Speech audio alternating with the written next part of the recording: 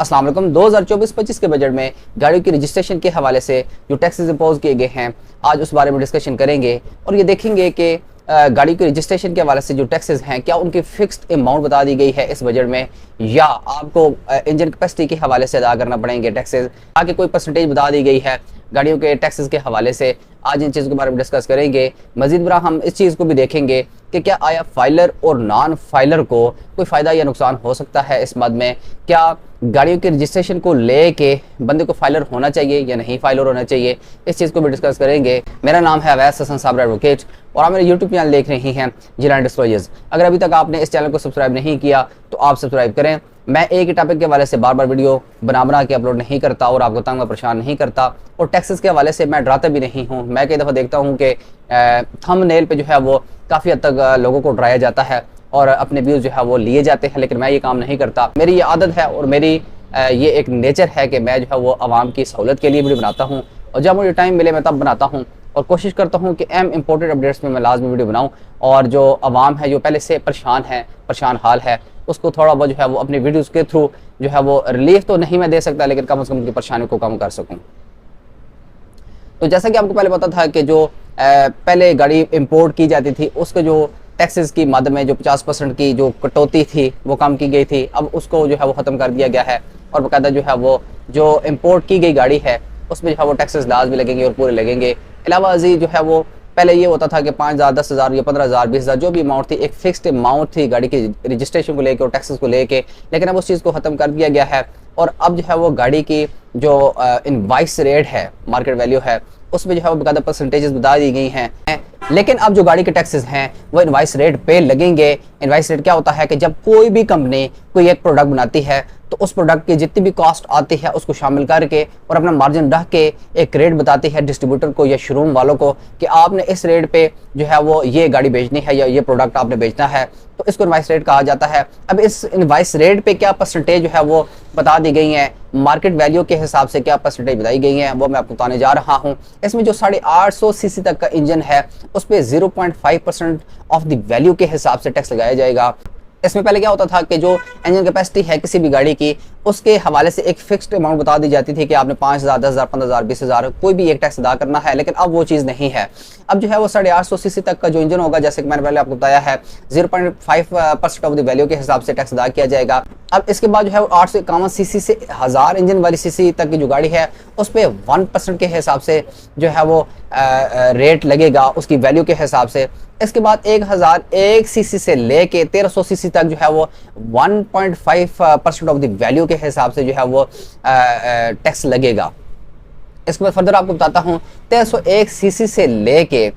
1600 CC तक जो है वो 2% के हिसाब से टैक्स लगेगा। उसके बाद जो है वो 2000 सीसी तक जो है वो 5% के हिसाब से टैक्स लगेगा। 2001 सीसी से लेके 3000 सीसी तक जो है वो 9% के हिसाब से टैक्स लगेगा। लेकिन ये आप लाजमी याद रखना है कि ये जो परसेंटेज आपको बता रहा हूँ ये मार्केट वैल्यू के हिसाब से जो है वो मार्केट वैल्यू पे अब लगेगी, ठीक है। और 3000 सीसी से अबव जितनी भी गाड़ियाँ होंगी उन पे 12% के हिसाब से जो है वो 12% यानी 12% ऑफ द वैल्यू के हिसाब से टैक्स लगेगा। अब ये चीज़ एक आपने अपने माइंड में रख लेनी है और गौश गुजार कर लेनी है कि ये जो आपको वैल्यू बता रहा हूँ ये वही इनवाइस रेट होगा, यानी कि वही इनवाइस रेट होता है कि जो एक कंपनी, मैंने जैसे आपको पहले बताया कि यानी कि अपनी सारी कैलकुलेशन करने के बाद और अपना मार्जिन रखने के बाद एक गाड़ी को लॉन्च करती है और बता देती है कि ये एस्टिमेटेड जो है वो एक रेट है, इस पर आपने जो है जो गवर्नमेंट के टैक्सेस हैं आपने वो इम्पोज करने के बाद जो है वो ये गाड़ी सेल करनी है। अब इसमें छोटे से एक मिसाल ले लेते हैं, यानी कि पहले क्या होता था, एक फिक्स अमाउंट बता दी जाती थी कि आपने ये टैक्स लेना है।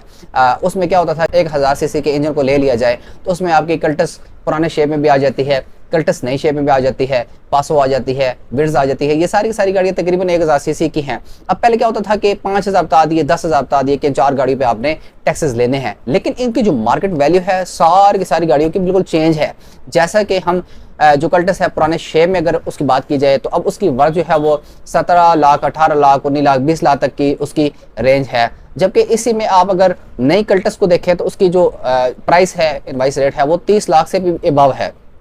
अब इसी में अगर पासों की अगर आप बात करें तो नई जो पासो अभी आ रही है उसकी जो वर्थ है वो 45 लाख से 50 लाख के राउंड अबाउट है। और इसमें अगर आप विड्स की बात करें तो वो थोड़ा सा और ऊपर है। अब इनकी अगर पहले के हिसाब से देखा जाए तो वो जो भी अमाउंट फिक्स थी जो है वो टैक्स अदा किया जाता था, लेकिन अगर अभी की आप बात करें 2024-25 के बजट की, तो अब जो है वो आप हिसाब लगा लें, क्योंकि इनका 1000 सीसी तक का इंजन है तो अब इन पे 1% के हिसाब से जो है वो टैक्स लगेगा। तो आप कैलकुलेशन अगर करें तो इन तमाम की तमाम गाड़ियों के जो टैक्सेस हैं उनमें अब फर्क आ चुका है और टैक्सेस जो है वो ज़्यादा भी इम्पोज कर दिए गए हैं। अब इसमें फाइलर और नॉन फाइलर को क्या फ़ायदा होगा कि फाइलर जो है वो चूँकि पूरा साल जो है वो टैक्सेस अदा करता रहता है तो वो कहीं ना कहीं जाके एडजस्ट कर लेता है इन टैक्सेस को, लेकिन नॉन फाइलर को जो है वो ये टैक्सेस लाजमी अदा करना पड़ेंगे। टैक्सेस जो है वो फाइलर को भी अदा करना पड़ेंगे, लेकिन उनको जो है वो काफ़ी हद तक रिलैक्सेशन कहीं ना कहीं से मिल जाती है।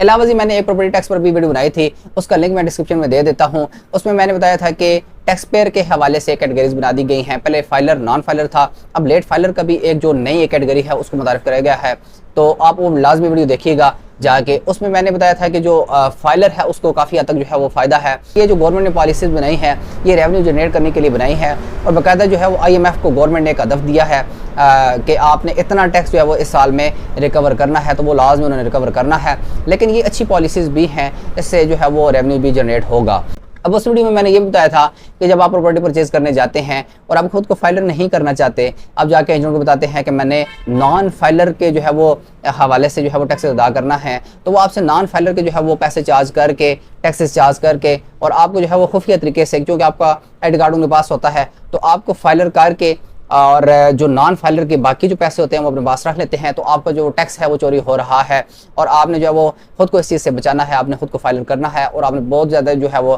काशन के साथ जो है वो चीज़ें खरीदनी है या बेचनी है। तो आज की ये जो वीडियो है ये होपफुली आपको पसंद आई होगी। आपको पता है कि ये लॉ से रिलेटेड तकरीबन मिलता जुलता चैनल है, तो लॉ इज़ बाय डिस्कशन, यानी कि डिस्कस करने से ही ला आता है। मैं ये नहीं कि अक्ल कुल हूँ, लेकिन मेरी कोशिश होती है कि मेरे जो व्यूअर्स हैं उनको अच्छी एक चीज़ जो है वो बना के मैं सेंड करूँ। आज के लिए इतना ही काफ़ी है, इंशाल्लाह मिलेंगे एक अच्छी और ज़बरदस्त वीडियो के साथ। बहुत बहुत शुक्रिया, अल्लाह निगहबान।